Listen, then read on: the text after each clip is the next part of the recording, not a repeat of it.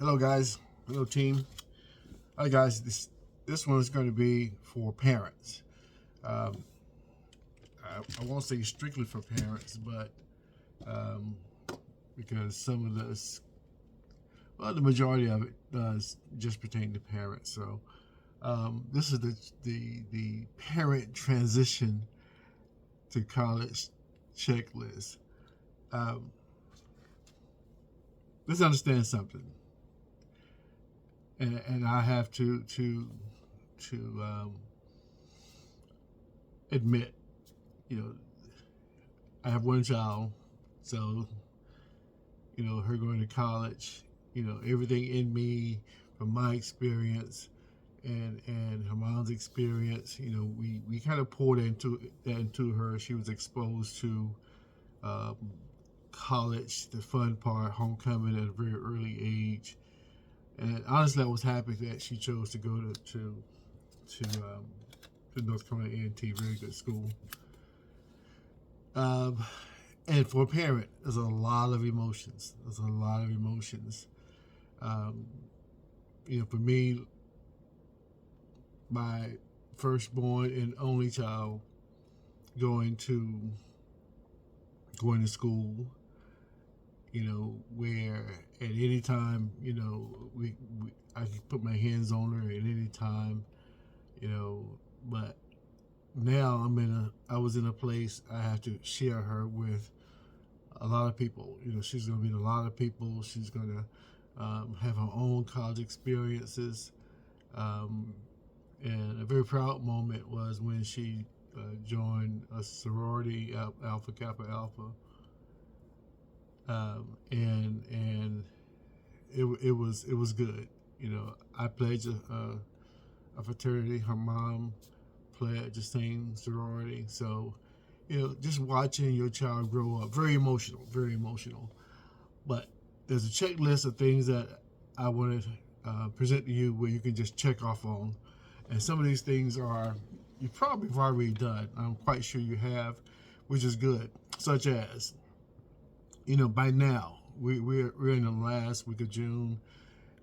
We got all of July and maybe 2 weeks in August for a lot of schools.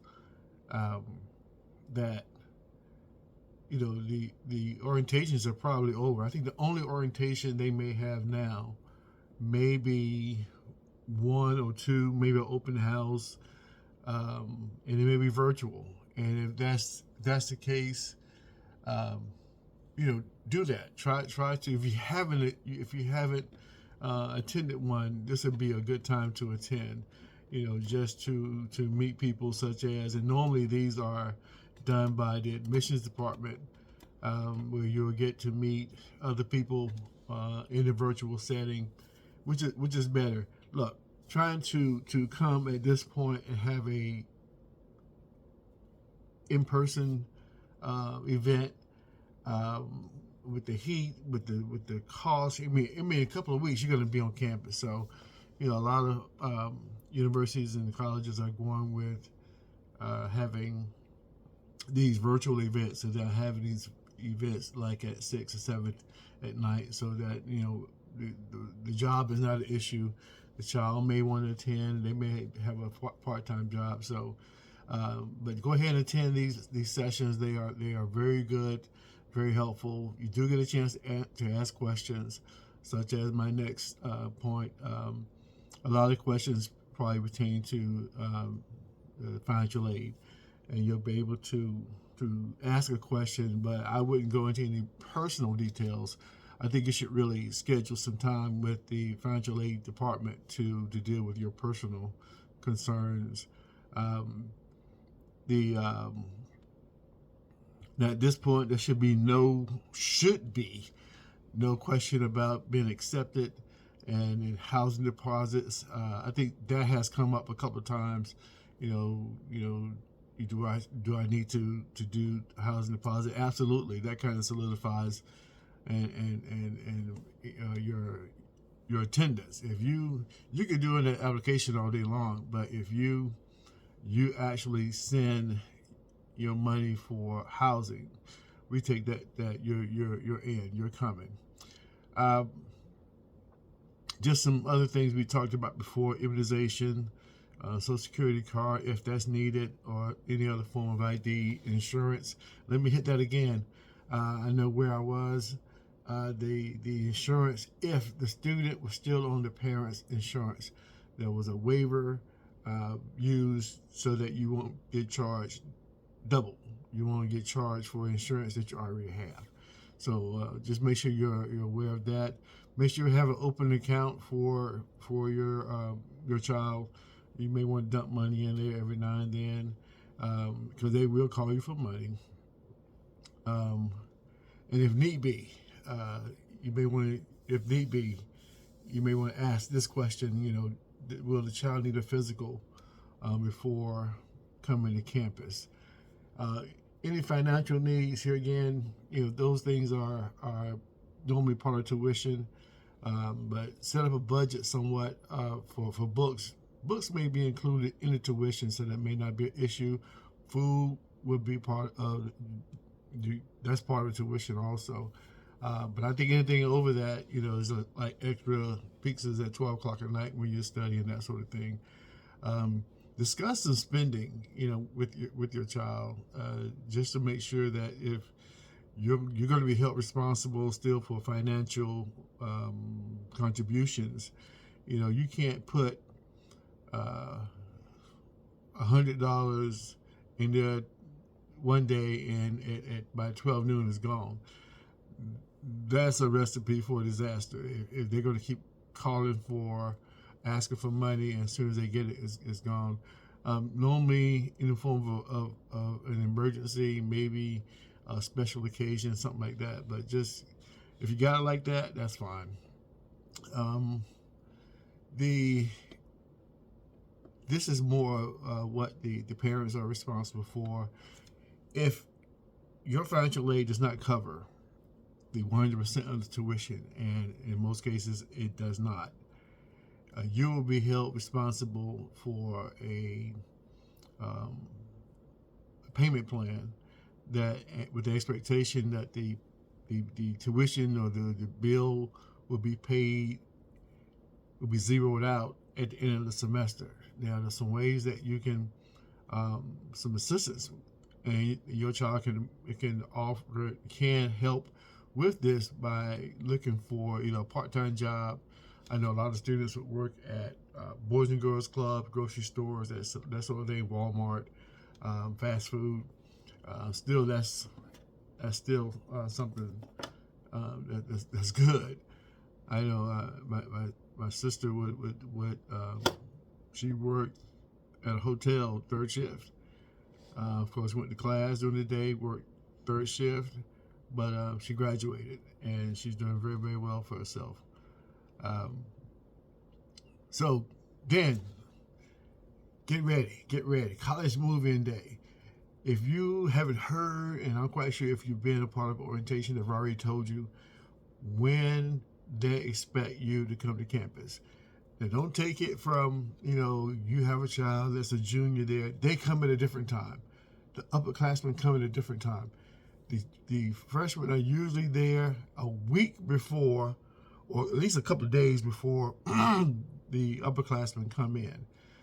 That'll give us some time to get to know each other, go through just an orientation type thing.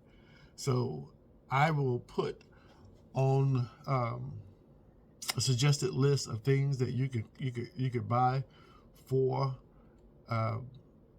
the college move-in, the prep. Sheets, storage bins, your toiletries, that sort of thing. If I didn't mention it, it'd be a good idea if you already know who your roommate's going to be, give them a call and say, look, I'm bringing X, what are you bringing? One thing I can't agree with is having separate refrigerators. I don't see the value of two TVs. And, it was hilarious. I actually saw a 55-inch box. Must have been a 55-inch TV in the box. No, that's a problem. it takes up half the room.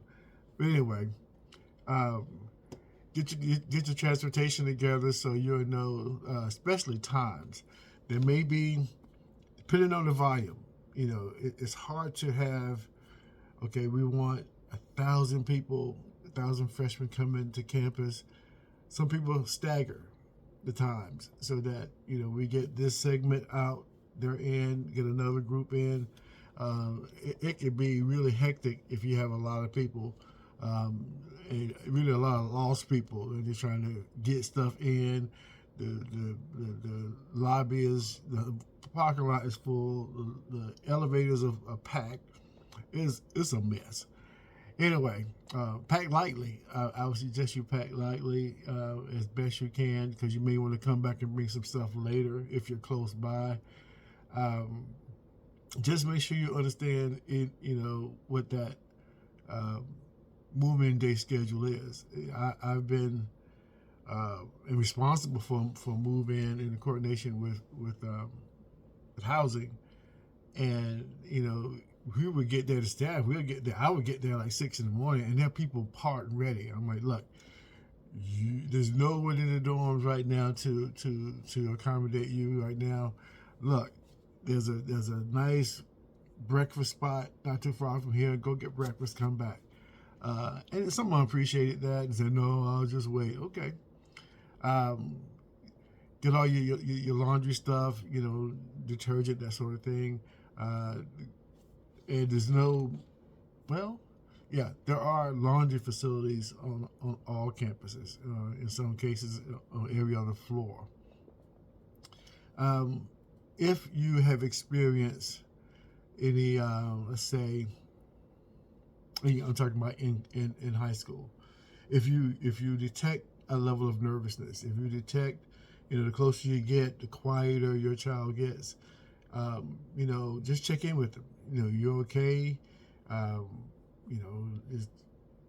Understand and let them. They have to know that you will always be there. That if they need to talk to you, if they call you, what's going on. I'm just calling to check in. Okay, or vice versa. You call them, send them a text. I'm just calling to check in. Blah blah blah blah. Just understand that you are their number one advocate, and they can do what's been expected.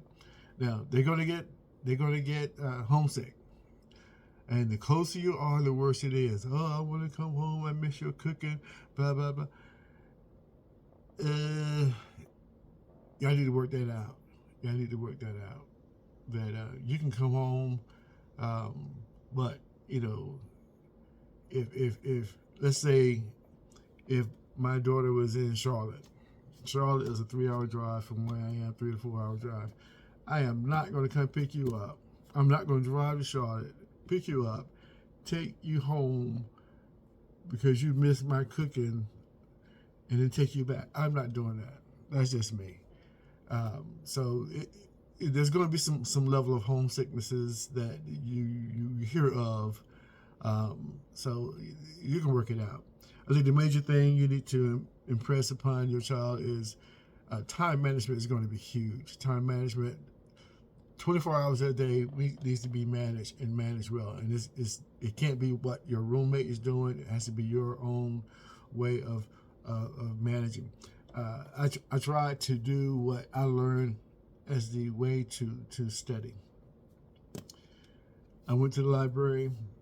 Now, mind you, I ran track, and I'm a night owl. Get that combination. Anyway, I said, okay, I'm going to start going to the library, and I'm going to study for 2 or 3 hours. I went to the library. That was the best nap I ever had.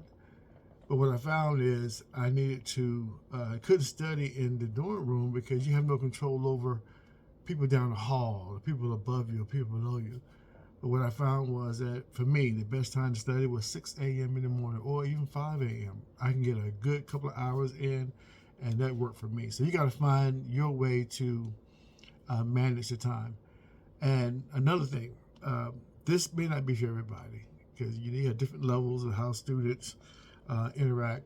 but just encourage them to be a part of some group. There are many groups, not just support groups. There are many groups that you can be a part of. I learned after she graduated, my daughter did junior achievement. Guess what? I did the same thing. I did junior achievement when I was in high school, but she volunteered for junior achievement while she was in college.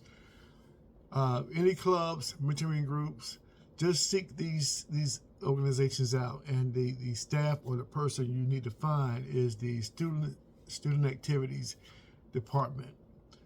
A lot of stuff comes from this particular department, but there may be specific clubs per major. And if you know exactly what you want to do in the way of a major, go ahead and get involved with those clubs. What it does, it helps you to broaden your base,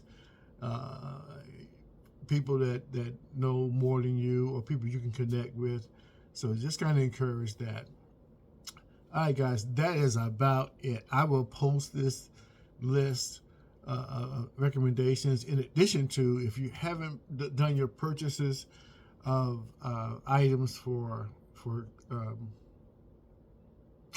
college, for school, to take to school, I will post that as well, just to give you some ideas. Also, there was some costs.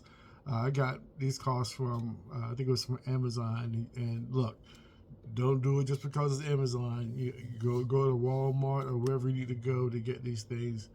So guys, just let me just sum this up by saying this is going to be a very emotional time for everybody. I've seen Carlos and grandmas in the car, auntie, grandpa, and it becomes a family affair because they're excited. You know, that when I see that, you know, I try to find out as much as I can. You know, is this, you know, yes, this is my baby. This is the first in the family to go to college. We're so proud of her. I love seeing that. I love seeing that. So very emotional for everybody, but it's a very joyous occasion, a joyous time. So enjoy it. All right, guys, this is Coach Towns, Coach T, Coach Ed, and just know that, you know, I'm here to do all I can for as many people as I can, for as long as I can, and I mean it. I really, really mean that. All right, we'll see you soon.